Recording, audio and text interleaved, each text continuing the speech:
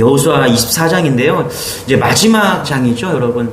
22장부터 23장, 24장 이렇게 세 장은요.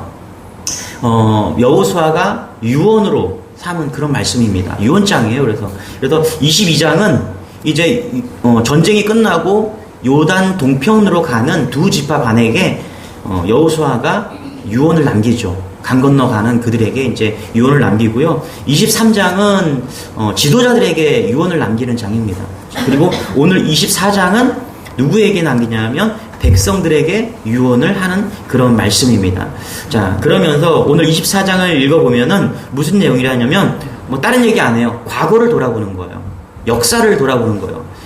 여호수아가 하나님께서 지금까지 해왔던 그 과거를 돌아보면서 이 역사적으로 어떻게 하나님이 이것을 이루어 오셨는가를 돌아보고 있다는 것입니다.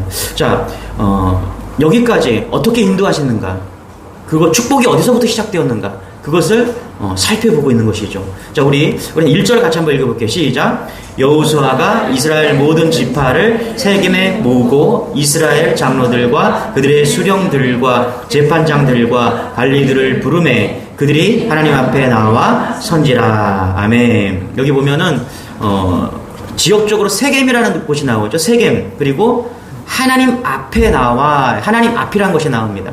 세겜이라는 곳과 하나님의 앞이라는 것이 상당히 같이 이제 매칭이 좀 되는 것인데요. 이 세겜이라는 곳이 어디냐면 창세기 12장에 보면 아브라함이 가나안 땅에 탁 가서 정착한 곳이 세겜입니다, 여러분. 그래서 창세기 12장 6절에 보면 이렇게 나와 있는데 제가 읽어드릴게요. 아브라함이 그 땅을 지나 세겜 땅 모래 상수리 나무에 이르니 그때 가나안 사람이 그 땅에 이미 거주하고 있더라. 그러면서 뭐라고 하냐면 여호와께서 아브라함에게 나타나 이르시되, 뭐라고요? 아브라함에게 나타나셔 이르시되 내가 이 땅을 내 자손에게 주시라 하신지라. 자기에게 나타나신 여호와께 그가 그곳에서 제단을 쌓고. 여기가 어디라고요? 세겜이다. 세겜이다. 하나님이 나타나신 곳, 그곳이 세겜이다. 그래서 그것을 기념하고 예배 드린 곳, 그곳에 제단을 쌓은 곳, 그것이 세겜이다. 자, 그렇다면은 1절에서 세겜이랑 그 다음에 하나님 앞에 나와 선지라, 이게 어떤 의미인지를 여러분 기억하실 겁니다. 그러니까 여호수아가 이제 온 백성들에게 첫 마지막 유언과 같은 말을 탁 하면서 세겜으로 시작하는 거예요. 세겜으로 하나님의 임재를 제일 체험했던 곳, 하나님이 나타나 보여줬던 곳, 그 세겜을 탁 상기하면서 하나님 앞에 서기를 원하고 있다는 것입니다. 여러분, 여러분에게도 세겜이 있죠. 여러분에게도 하나님을 만나고 정말 하나님을 사랑한다고 고백한 그 세겜이 있을 겁니다. 또 요한계시록에 보면 에베소가 그랬잖아요. 에베소 교회가 말하잖아요. 너희가 처음 사랑을 버렸노라. 그렇죠? 처음 하나님을 만난 그 세겜이 다 있는데 누구에게나 다 있죠. 그래서 신앙생활을 하고 있는데 그 세겜을 아브라함 뭐라고요? 기억하라는 거예요. 잊어버리지 말라는 거예요. 지키라는 거예요. 회복하라는 겁니다. 여러분, 하나님 앞에서는 여러분 되시길 바랍니다. 그것이 어떤 곳이든 간에 우리는 항상 세겜에서 만났던 그 하나님이 우리 안에 있어야 됩니다. 여러분, 한 명이 만나든 두 명이 만나든 우리가 있는 곳은요, 세겜처럼 날마다 하나님의 임재가 있는 곳이어야 됩니다.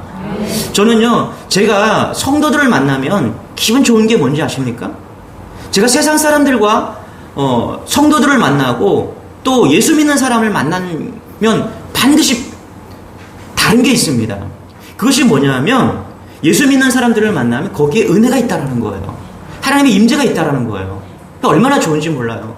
여러분, 그래서 세상 사람들, 믿지 않는 사람들과 밥 먹으면요, 할 얘기가 없어요.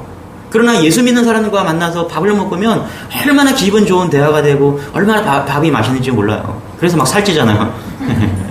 얼마나 살이 쪄요. 먹어도 조금만 먹어도 살이 쪄요. 기분 좋게 먹으니까.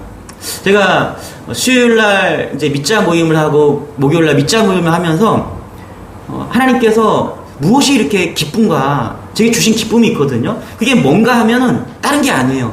그 모임 중에 임재가 있는 거예요. 다른 게 좋은 게 아니라 그냥 모임 자체가 너무너무 거룩한 거예요. 그래서 그 2시간, 어떨 때는 뭐 2시간 넘게 해요. 어제도 우리가 이제 집에 돌아가니까 10시 반이 다 되었더라고요. 근데 지루한 것도 없고요. 그냥 그 2시간 반이 은혜의 시간이에요. 서로 나누면서 기도해주고 하나님 말씀을 나누면서 은혜의 시간이 되는 것이죠. 임재가 있는 것입니다. 거기에 기쁨이고 감사가 있는 것이죠. 그래서 지금 여호수아는 세겜을 이야기하고 있다. 세겜을 이야기하고 있다. 여러분, 하나님의 임재가 있는 곳으로 가는 여러분 되시길 바랍니다. 임재가 있는 곳이 나를 살리고 백성들을 살린다는 것을 여호수아는 알기 때문에 먼저 탁 이렇게 말씀하고 있다는 것입니다. 우리 2절 같이 한번 읽어볼게요. 시작. 여호수아가 모든 백성에게 이르되 이스라엘 하나님 여호와께서 이같이 말씀하시기를 옛적에 너희의 조상들 곧 아브라함의 아버지 나홀의 아버지 데라가 강 저쪽에 거주하여 다른 신들을 섬겼으나. 여기 보니까 아브라함의 아버지 나홀의 아버지, 아브라함과 나홀이 형제죠, 그렇죠? 그러니까 그 아버지 데라가 강 저쪽에 거주해서 다른 신을 섬겼다. 여기 보니까 데라가 강 저쪽에서 다른 신을 섬겼다라는 게 성경이 다른 곳에 안 나옵니다. 여기만 나와요. 그럼 왜 여호수아는 이 데라가, 아브라함의 아버지 데라가 다른 신을 섬겼다라고 지금 기록하고 있을까요? 이유는 그거죠. 아브라함의 아버지 데라도 죄인이었다. 그렇죠? 죄인이었는데 하나님께서 아브라함을 건져주신 거예요. 선택하신 겁니다. 그러니까 이게 은혜죠. 아무것도 아니고 우상을 만들어서 파는 그런 아버지 밑에서 자랐으니까 우상 밑에서 자란 거잖아요. 그런데 하나님께서 어느 날 아브라함을 선택하셔서 아버지를 데라를 축복하셔서 같이 그렇게 건져주신 거잖아요. 그러니까 이 얘기를 하는 여호수아는 지금 왜 이야기를 하고 있습니까? 하나님이 은혜로 부르주셨다는 것을 좀 이야기하고 있는 것이죠. 네? 하나님께서 임재하셨고, 두 번째는 뭐냐면 무슨 이유가 있어서 부르신 것이 아니라, 잘나서 부르신 것이 아니라 하나님이 강권적으로 섭리 가운데 선택해서 아브라함을 불러주신 거야. 우리도 마찬가지라는 것입니다. 지금 백성들을 향해서 그렇게 우리가 뭔가 잘나서 우리가 지금 여기 있는 것이 아니라 하나님께서 강권적으로 우리 선택하신 거야. 감사하고 은혜에 있으라, 지금 이 얘기를 하고 있는 것입니다. 여러분, 이런 은혜가 여러분에게 소망합니다. 우리가 뭐 잘나서 부른 게 아니라 정말 하나님이 그냥 강권적으로 딱 부르신 거예요. 선택해 주시고 불러주시고 건져주시고, 이게 너무 감사한 거죠. 우리 4절입니다. 같이 한번 읽어볼게요. 시작. 이삭에게는 야곱과 에서를 주었고 에서에게는 세일산을 소유로 주었으나 야곱과 그의 자손들은 애굽으로 내려갔으므로. 야곱 이야기하고 또 야곱도 주권적인 축복을 이야기하잖아요. 그렇죠? 여러분, 우리가 상식적으로 생각하면 야곱은 얼마나 못됐습니까? 에서를 그냥 속여먹고 막 그러잖아요. 성경을 보면서 저는 야곱을 보면서 되게 의아했어요. 그래서 이해 안 된 게 야곱의 인생이었어요. 아니, 이렇게 얌체처럼 살고 잔머리 굴리고 살았는데 왜 성경에 이렇게 기록되었지? 그래서 저는 성경을 처음에 모를 때 이상했어요. 야곱을 보면서 이해 안 되는 그 인물 중에 하나가 야곱이었어요. 그런데 이제 신학 공부를 하고 나니까 왜 야곱이 야곱인지를 알게 된 거예요. 역시 그것도 하나님의 주권이었다. 그렇죠? 우리가 하나님이었다면요, 우리는 야곱을 선택하지 않습니다. 에서를 선택하지. 그러나 하나님은 야곱을 선택하셨다라는 거예요. 거기에 놀라운 은혜가 있는 것입니다.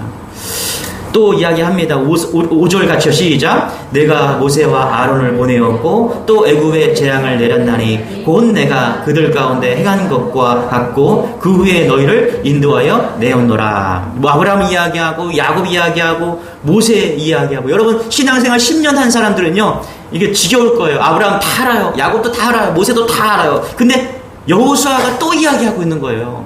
그 자녀들이요, 그 다음 세대들이 뭐 아브라함, 야곱, 모세 말만 하면요 다 외워요. 예? 다 외울 정도로 너무너무 잘 알고 있는데 또 이야기하고 있는 겁니다.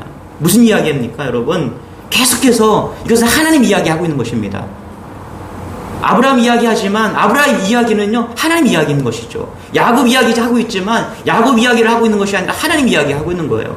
그래서 하나님 이야기하면서 하나님의 능력이다. 예? 왜 아브라함이었고 왜 야곱이었고 왜 모세였는가? 하나님의 은혜였다. 그래서 계속해서 은혜를 이야기하고 있는 것입니다. 자, 우리 3절 다시 한번 읽어볼게요. 3절 시작. 내가 너희의 조상 아브라함을 강 저쪽에서 이끌어내어 가나안 온 땅에 두루 행하게 하고 그의 씨를 번성하게 하려고 그에게 이삭을 주었으며. 그렇죠? 아브라함 모세 다 이야기하면서 3절에 보니까 이런 말씀이 나와요. 뭐냐면 아브라함을 강 저쪽에서 이끌어내어 가나안 땅에 두루 행하게 하고 그의 씨를 번성하게 하려고 그에게 이삭을 주었다. 이렇게 얘기합니다. 여러분 창세기 보면 아브라함에게 축복을 하잖아요. 그렇죠? 그럼 뭐라고 축복합니까? 그 자손이 그냥 별과 같이 그런 많아지는 축복을 받겠다라고 이야기를 하잖아요. 근데 저는 3절을 읽으면서 조금 멈췄어요. 왜냐하면 하나님께서 아브라함 살아 생전에 별과 같은 자녀를 주시지 않았기 때문에 그래요. 그런데 보세요. 3절에 보니까 아브라함에게 하나님이 자녀의 축복을 주시면서 뭐라고 하십니까? 이삭을 주었다라고 이야기를 합니다.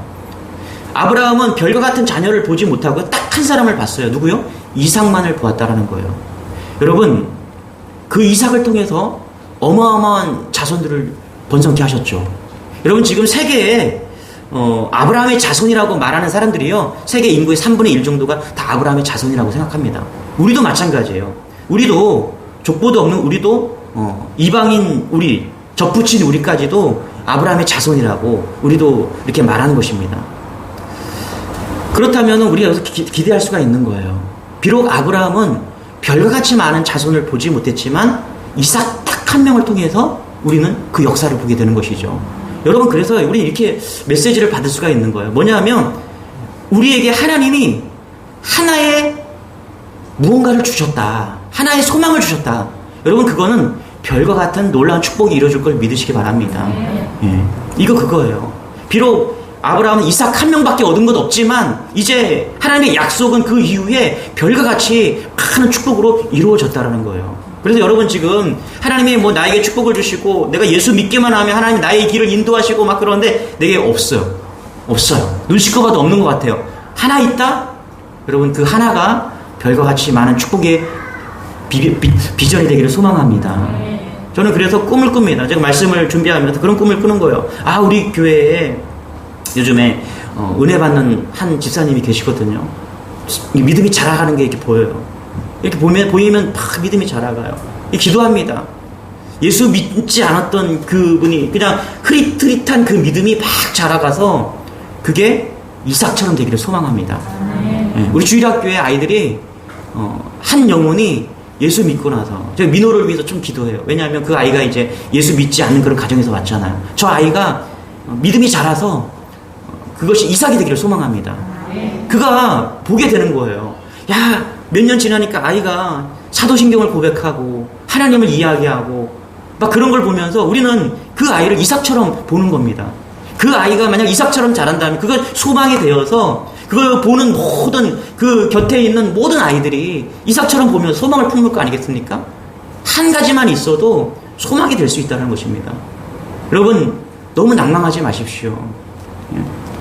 내 자녀 중에 부족한 것이 있어요. 그런데 그 안에 정말 소망 하나, 이삭 같은 그 소망이 하나가 있다면요, 그것이 씨가 되어서 놀랍게 별과 같이 빛나는 날이 올 것을 믿는 여러분 되시길 바랍니다. 이것이 아브라함에게 주셨던 그 약속을 아브라함은 보지 못했지만 우리가 볼 수 있는 비전인 것이죠. 그래서 우리 주님의 교회가 지금은 연약하고 부족하지만 저는 이 비전을 봅니다.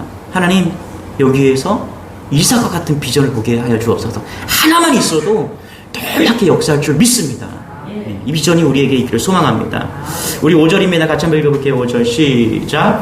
내가 모세와 아론을 보내었고 또 애굽에 재앙을 내렸나니 곧 내가 그들 가운데 행한 것과 그 후에 너희를 인도하여 내었노라. 아멘. 자, 24장은 누구에게 하신 유언이라고 그랬어요? 백성들에게 한 예언이잖아요. 백성들에게. 그래서 5절을 보면요, 하나님께서 이스라엘 백성들을 얼마나 사랑했는지 우리는 알 수 있습니다. 왜냐하면 하나님께서는 준비하셨다라는 거예요. 준비하셨다라는 거. 여러분, 애굽에서 고통받고 있을 때, 이스라엘 백성들이 고통받고 있을 때 아무것도 보이지 않았습니다.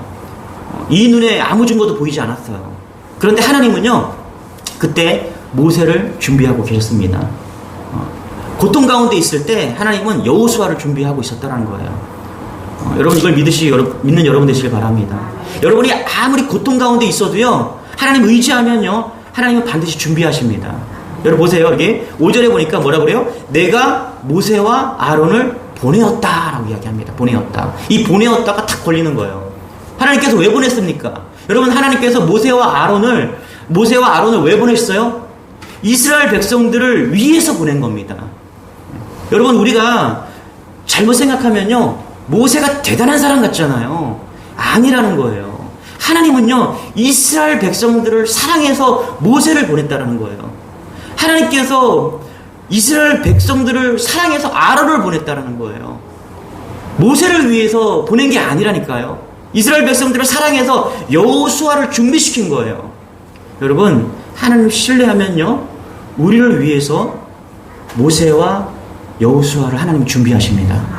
우리를 가나안 땅으로 인도하시기 위해서 하나님은 보내시고 준비하신다는 것입니다. 이거를 전적으로 믿는 여러분 되시길 바랍니다. 청년들이 신랑이 없어 보이죠. 그러나 믿고 가는 거예요. 그럴 때도 하나님이 준비하고 계세요. 10년 동안 자녀가 없어요. 그래도 믿음으로 가는 거예요. 기도하면서. 그래 하나님 준비시켜 주신다니까요. 여러분 믿어야죠. 그렇죠? 하나님 믿으면 어둠 가운데서도 준비시킬 것을 믿고 가십시오. 지금 어려운 시대에 있지만 저는 하나님께서 주님의 교회를 위해서 준비하고 있음을 저는 믿습니다. 이 어둠 가운데서도 그 어둠을 보지 않고 하나님은 그 어둠 너머에서 우리를 위해서 준비하고 올 것을 저는 믿습니다. 태양이 막 비가 막 치고 있잖아요. 비가 막 오고 있잖아요. 그러나 그 비구름 위에는 여전히 햇빛이 비치고 있지 않습니까? 그 비구름이 거치고 나면 언제 비가 왔냐 우리가 궁금해할 정도로 구름이 거치고 나면 태양이 확 비치잖아요. 저는 그날이 올 줄 믿습니다. 우리가 준비하는 거예요. 뭘로 준비해요? 뭘로 준비하는 게 아니라 믿고 기다리고 준비하는 겁니다. 하나님이 열어주시고 하나님께서 이끌어주실 그날이 날마다 이어가다 보면 그래서 우리가 견디고 버티고 나아가는 것이죠. 믿음으로. 이 세상은요 엄청 걱정하게 합니다. 우리를요. 여러분 보험이 있잖아요. 그렇죠? 저는 그렇게 들었던 것 같아요. 올해도 엄청 뜨거운 여름이 될 것 같습니다. 이렇게 얘기를 하더라고요. 뉴스에서. 근데 별로 안 더워요. 분명히 뉴스에서 엄청 더울 거라고 했거든요. 초유의 더위가 올 거다 막 이렇게 얘기를 했었어요. 근데 안 더워요. 여러분, 초유의 더위가 와야죠 여름 상품들이 다 팔리는 거예요. 그렇지 않아요? 매년 초유의 더위가 오는 거예요. 근데 또 살아보면 또 그렇지도 않아요. 가을 되면요 항상 그래요. 올 겨울은 초유의 겨울이 올 거다. 엄청난 겨울이 올 거다. 여러분, 그래야지 여러분 겨울 상품들이 팔리는 거예요. 보험이 팔리는 거예요.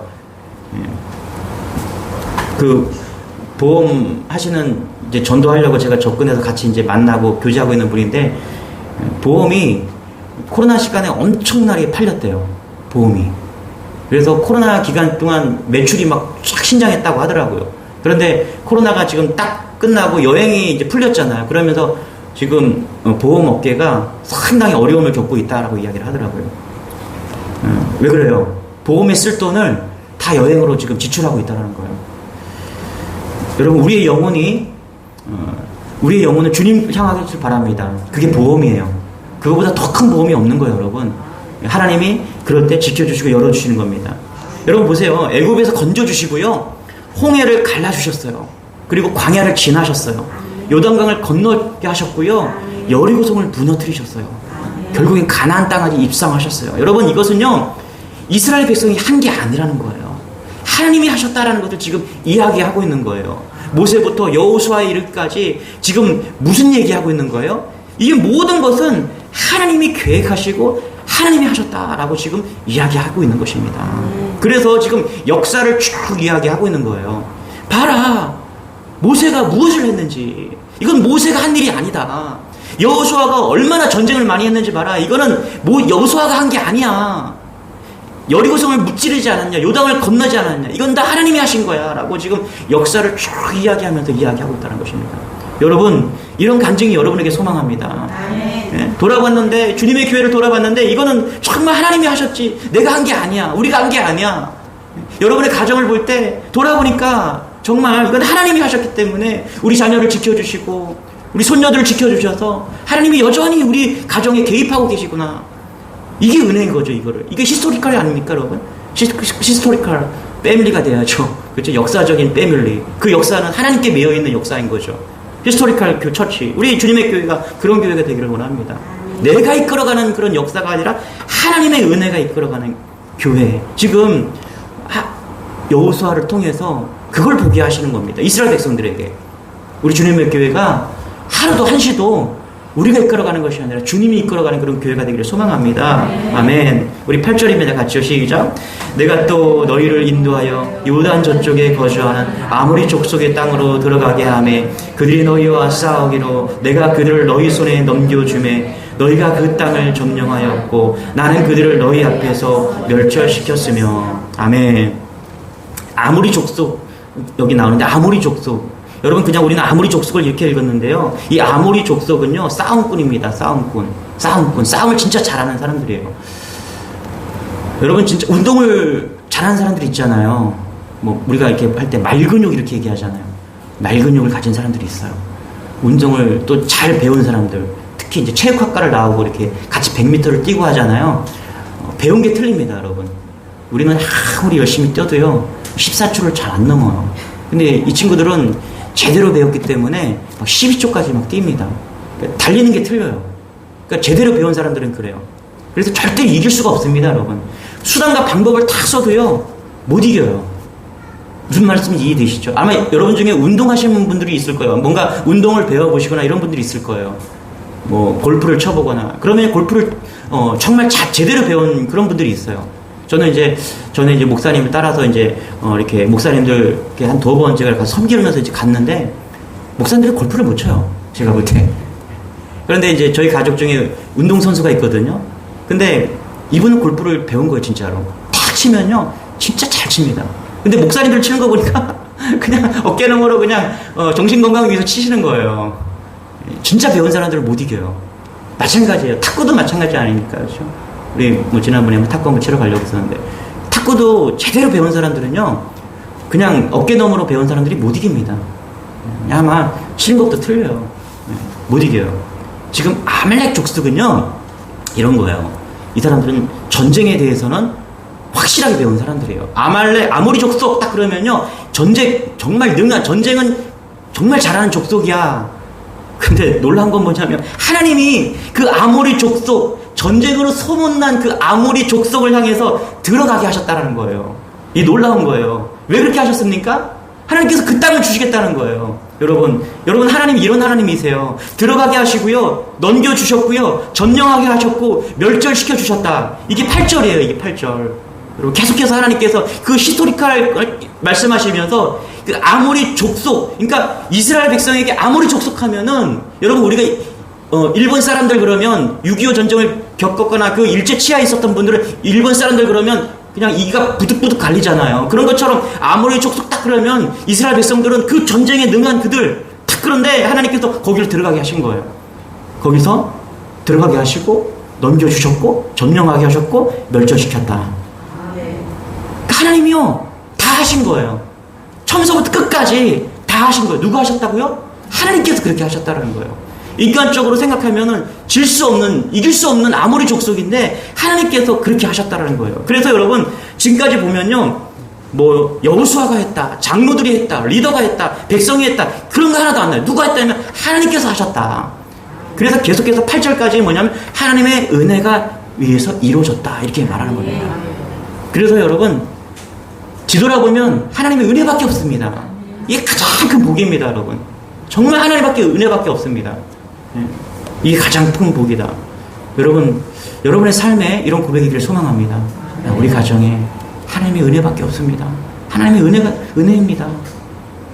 그런 고백하시는 분들이 계시죠. 우리 9절 10절 같이 한번 읽어볼게요. 시작. 또한 모압 왕 십볼의 아들 발락이 일어나 이스라엘과 싸우더니 사람을 보내어 볼의 아들 발람을 불러다가 너희를 저주하게 하려 했으나 내가 발람을 위해 듣기를 원하지 아니하였으므로 그가 오히려 너희를 축복하였고 나는 너희를 그의 손에서 건져내었으며. 그러니까 모압 왕 발락이 이스라엘을 저주하기 위해서 그 거짓 선지자 발람을 데려오잖아요. 돈으로, 그죠? 돈으로 매수해서, 야, 일로 와봐. 내가 돈 좀 많이 줄 테니까, 너, 저기, 발람, 너 일로 와봐. 그래서 이스라엘을 저주해. 딱 이렇게 하잖아요. 그런데 발람이 돈 갖고서 저주를 탁 했는데, 입에서 뭐가 나와요? 복이 있을지어다. 복을 받을지어다. 그러니까 발락이 묻는 거예요. 뭐라고요? 야, 너 돈 받아놓고 왜 내가 저주하라는데, 너 이스라엘 백성들을 왜 저주 않고 너 축복하냐? 지금 과거의 사건이 이거잖아요. 그 얘기 하는 거예요, 지금. 하나님이 뭐라고요? 저주를 축복으로 바꾸셨다는 거예요. 여러분, 그래서 우리가 그런 거 있죠. 왜 가게의 저주를 끊으라 뭐 이런 얘기 많이 하잖아요. 여러분, 우리가 예수를 믿잖아요. 그 순간 모든 것이 다 끊어짐을 믿는 여러분 되시길 바랍니다. 뭐 그래서 뭐 능력 있는 뭐 염력 있는 그런 목회자에 가서 뭐 기도를 받으면 저주가 끊어진다? 여러분, 그렇지 않아요. 우리가 예수를 믿는 그 순간 우린 축복의 사람입니다. 네, 그거예요. 여러분 보세요. 만약에 발람이 저주했는데 그게 저주가 되었잖아요. 이스라엘 백성들이 저주가 되었으면요, 그리스도 안에 있으면 하나님의 자녀들을 저주할 수가 없는 거예요. 만약에 발람이, 이 거짓 선지자가 능력이 있었거든요. 저주하면 저주가 됐었어요. 그런데 이스라엘 백성들을 저주했는데 저주가 안 된 거예요. 예수 믿으면 그렇게 된다니까요. 우리가 그 어떤 권세를 가진 악한 세력이 우리를 저주하려고 해도 그들이 저주할 수가 없는 거예요. 예수를 믿는 그 순간, 성령이 우리를 딱 붙잡는 그 순간 우리는 축복의 통로가 된다는 것입니다. 그래서 여러분이 어딜 가든요, 우린 복 있는 사람입니다. 여러분이 가면 딱 복이에요, 복. 좀 그런 간증들을 많이 듣는데, 그분으로 인해서 축복받는 직장도 보게 되고요, 그분으로 인해서 회복이 되는 것들을 많이 봅니다. 그래서 여러분들이 다 복의 근원인 거예요. 여러분이 가는 그것이 다 복의 근원인 거죠. 그러니까 우리가 다 복덩어리가 지금 모인 거죠. 할렐루야. 네. 그러니까 얼마나 이게 축복입니까? 여기서 임재와 찬양과 복이 흘러가는 거예요. 귀한 거죠. 여러분, 그래서 축복을 많이 하는 여러분 되시길 바랍니다. 네, 축복을 많이 하세요. 그러면 복이 흘러가요. 여러분이 축복이 통로이기 때문에. 우리 12절 같이 한번 읽어볼게요. 시작. 내가 왕벌을 너희 앞에 보내어 그 아모리 족속의 두 왕을 너희 앞에서 쫓아내게 하였나니 너희의 칼이나 너희의 활로서 이같이 하는 것이 아니며. 누가 했대요? 하나님이 하셨다라고 지금 계속해서 이야기하고 있다는 거예요. 그러니까 지금까지 13절까지는 뭐냐면 하나님의 은혜로 여기까지 왔다, 딱 그 얘기 딱 하는 겁니다. 하나님의 은혜가 먼저다, 하나님의 은혜다, 이것을 이야기하고 있습니다. 자, 그러면 하나님의 은혜가 임했다. 그 다음에 무슨 얘기하냐? 14절 15절입니다. 우리 이거 읽고 마치길 원합니다. 같이 시작. 그러므로 이제는 여호와를 경외하며 온전함과 진실함으로 그를 섬기라. 너희의 조상들이 강 저쪽과 애굽에서 섬기던 신들을 치워버리고 여호와만 섬기라. 만일 여호와를 섬기는 것이 너희에게 좋지 않게 보이거든 너희 조상들이 강 저쪽에서 섬기던 신들이든지 또는 너희가 거주하는 땅에 있는 아무리 족속의 신들인지 너희가 섬길 자를 오늘 택하라. 오직 나와 내 집은 여호와를 섬기겠노라 하니. 아멘. 그렇죠? 이거 너무나 귀한 말씀이잖아요. 그렇죠? 오직 나와 내 집은 여호와를 섬기겠노라. 여러분, 이스라엘 백성들 가면요, 집에 이 액자가 제일 많이 걸려 있대요. 오직 나와 내 집은 여호와를 섬기겠다. 근데 14절에 뭐라고 하냐면 그러므로 나아갑니다. 그러므로 뭐라고요? 내가 은혜를 주었다. 하나님이 은혜를 주었다는 걸 10번 얘기하는 거예요. 사건을 통해서 은혜 주었다. 내가 했어. 그러므로 뭐라고요? 너희들은 결단해라, 이 얘기하는 거예요. 14절 15절은 뭐라고요? 13절까지 쭉 은혜를 얘기하면서 14절 15절에서는 뭐라고요? 그러므로 결단해라. 여러분, 그래서 뭐냐면 은혜가 있잖아요. 하나님의 은혜가 있어요. 그러면 결단해야 돼요. 결단. 여러분, 하나님께서 오늘 메시지를 주시잖아요. 여러분이 집에서 말씀을 보잖아요. 그럼 은혜가 임하잖아요. 그러면 그 다음에 뭐라고? 결단해야 돼. 결단. 이건 딱 두 가지예요. 오늘 백성에게 주시는 말씀은 은혜를 받았냐, 하나님의 은혜가 임했냐, 그러면 결단하고 하나님의 백성으로 살아라, 결단하라, 지금 이야기하고 있는 것입니다. 여러분, 오늘 결단하시기 바랍니다. 특별히 이 메시지는 다음 세대에게 주는 메시지잖아요. 여러분 자녀들에게 신앙을 물려주기를 결단하시기 바랍니다. 나와 내 집은 오직 여호와만 섬기겠다는 것은요, 다음 세대들을 위한 결단입니다. 그 신대륙의 두 청년 미국으로 이민을 갔다는 아마 이거 좀 많이 들어보셨을 텐데, 18세기 사람들, 마르크스 슐츠와 에드워드 선교사님에 대한 이야기 잠깐 하고 마칠게요. 되게 재밌는 건데 아마 많이 들어보셨을 거예요. 그 두 사람이 있었죠. 마르크스 슐츠와 대각성 운동을 주도했던 조나단 에드워드 목사님 이야기인데, 두 사람이 이제 미국으로 갔잖아요, 그렇죠? 이제 영국에서 미국으로 갔습니다. 그러고 나서 150년 후에 뉴욕시 교육위원회에서 두 사람의 사후 150년 지난 다음에 그 가문을 조사했다라고 이야기를 합니다. 마르크스 슐츠는요, 이렇게 생각했대요. 가난한 집에서 이민을 왔는데, 내가 돈 좀 벌어보자, 여기 미국에 왔는데 돈을 벌어서 유산을 남겨보자, 이런 생각을 했다라는 거예요. 그래서 그가 술집을 했다라는 것입니다. 술집을 해서 돈을 엄청나게 벌었다라는 거예요. 그리고 돈을 엄청나게 벌어서 다 물려줬다라는 거예요. 반면에 조나단 에드워드는요, 내가 미국에 온 것은 돈 벌려고 온 게 아니라 신앙의 자유를 찾아왔다, 이렇게 고백한 거예요. 그래서 마음껏 예배드리고 돈이 아니라 신앙을 유산으로 물려주리라, 두 가지 결단을 했다는 거예요. 그러면서 뭐라고 해요? 나는 나와 내 집은 여호와를 섬기겠노라. 이게 모토가 된 거예요. 150년이 지난 후에 뉴욕 교육위원회에서 조사를 했는데요, 술추 가문이 1062명의 자손이 있었다라고 이야기를 합니다. 자, 감옥에서 5년형 이상 선고 받은 사람이 96명, 창녀가 65명, 정신 이상자, 알코올 중독자가 58명, 자기 이름도 못 쓰는 사람이 450명, 1062명 가운데 이 가문에서 정부가 지원한 세금이 얼마냐면 1800억이었대요. 나라에서 짐이 된 가문이 되었다는 것이죠. 자, 조나단 에드워드 가문은 어떻게 되었을까? 150년 후에 896명의 자손이 있었는데요. 선교사, 목사가 116명, 프리스턴 대학교 총장 외에 대학 교수가 96명, 군인이 76명, 공무원이 21명, 장로와 집사가 286명, 세금 축내는 사람은 한 명도 없었다. 뭐 이런 내용이에요. 약간 의도적으로 비교한 게 있겠죠. 그렇지만 중요한 결론은 우리는 알죠. 돈의 유산이 아니라 신앙을 유산으로 넘겨줘야 된다. 여러분 결단하시기 바랍니다. 오직 믿음으로 살겠습니다. 오직 은혜로 살겠습니다. 그리고 오늘 결단합니다. 이 믿음이 흘러가게 도와주옵소서. 예, 다른 것 붙잡지 않고 오직 주님만 흘러가는 그런 가문, 그런 교회, 그런 신앙이 되기를 소망합니다. 이런 결단이 우리 안에 있기를 소망합니다. 우리 찬양합시다. 하나님의 은혜로